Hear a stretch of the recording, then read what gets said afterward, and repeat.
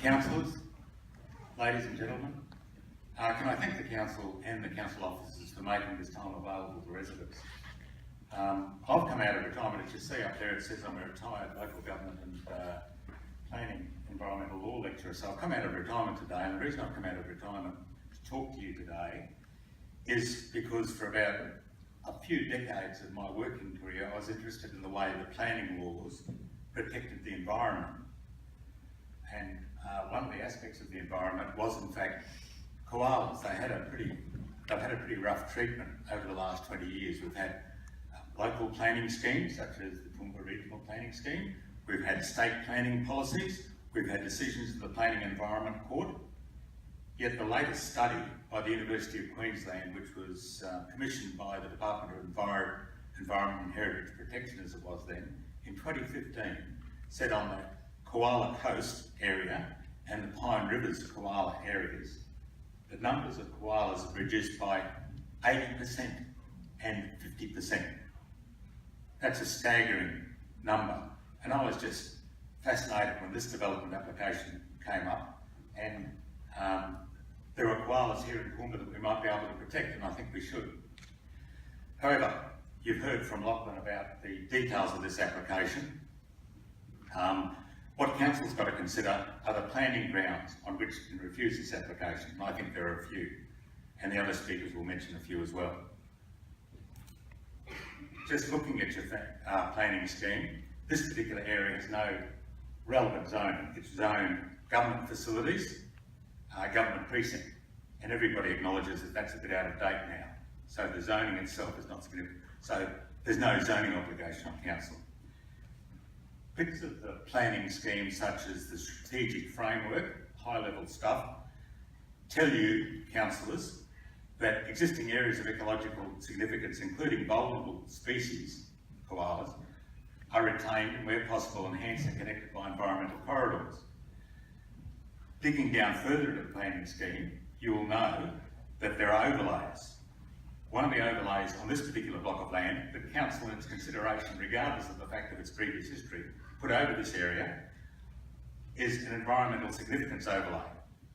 It says, avoid or minimise impacts of development on biodiversity values of ecosystems, such as the one up at the end of the Rifle Range, ecological processes, areas of ecological significance. Its desired outcomes, and speak to what you want at the end of the day, impacts on biodiversity values of ecosystems, areas of ecological significance and biodiversity corridors are avoided. So what I'm saying is, Council's hands are not tied. You don't go to a planning meeting, shake your head and be advised by planners such as Lachlan to say, well, that's what, or others, but that's what the planning scheme basically says, and you say, oh, we don't want to do it. Well, this is not one of those examples. What the applicant says in this application is, well, throw out the provisions of your planning theme and let's put in what suits us, a master planned estate. This estate, or this suggestion, this piece of land, huge piece of land, 379 hectares, is not in Council's planning, not in its priority infrastructure area, it's not in its local government infrastructure plan. Council does planning about the number of people that are coming into Toowoomba, and an example of the current planning that's going on is the Drayton land use study. Now, it's to come to fruition this year. This developer has not made decisions in relation to Council's planning. Other developers, private developers, have looked at what Council is thinking about, made their decisions about their land stock in relation to what they might be able to do in the future. This particular site is not part of Council's planning. Can I just go down even further into the application itself? Lot sizes, that's been a particular point of interest for Council over the last few years since its planning scheme of 2012. There's been a bit of flack coming your way in relation to small lot development below 450 square metres and duplexes in inappropriate sightings. You've gone through a process of changing the planning scheme. Amendment 16 to the planning scheme, which I think is shortly to come to fruition. Now, this development in its master planning says we're going to have development as low as 300 square metres. We can have development as low as 300 square metres. And it says in a response to Council's information request, dual occupancy is not anticipated.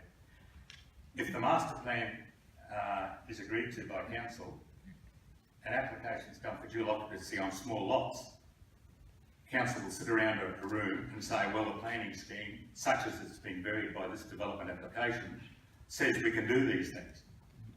And what are we going to do? Get our heads beaten in the Planning Environment Court again? Just can I mention the present application, the 46 lots that are to be developed at the moment. 12 of those are less than 450 square metres already. That's what they're proposing on the one that it goes ahead now within the next 12 months.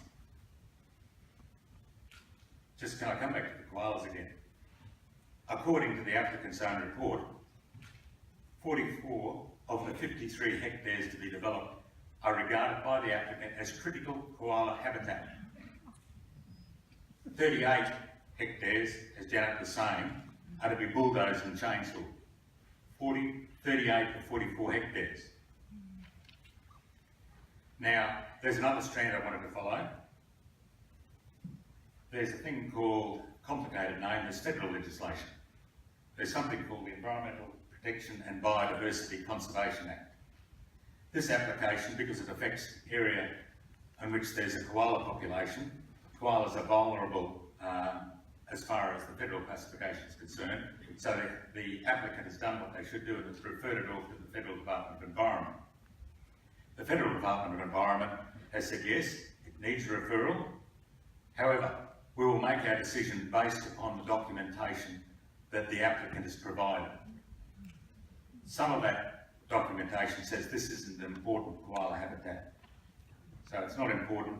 Besides that, we're bureaucrats in Canberra making these decisions, not a council sitting here in Toowoomba, about something that might be a one-off thing for generations.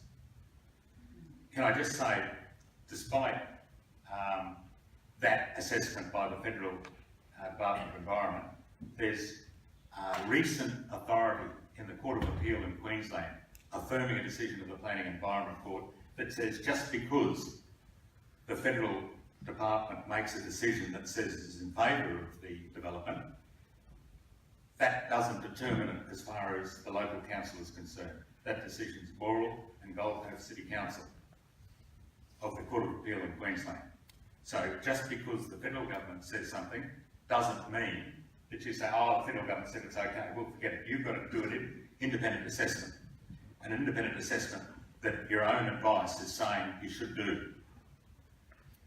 Finally, looking at provisions of the Planning Act, there's two things. Precautionary principle, you might have heard of it before. Basically, it says when there's danger of the loss of irreversible harm or serious environmental harm to a species, then you should be very cautious and not make that decision. I'd submit that the habitat on this site is likely to be subject to irreversible harm, and therefore the Planning Act says that you should be very cautious and not make that decision to eliminate that habitat. And lastly, there's a principle also in the Planning Act which binds you as the planning authority in Toowoomba region that says that you should make decisions considering present and future generations. I'd submit to you that the decision you're going to make on this development site should be one for future generations. And it should be maintained.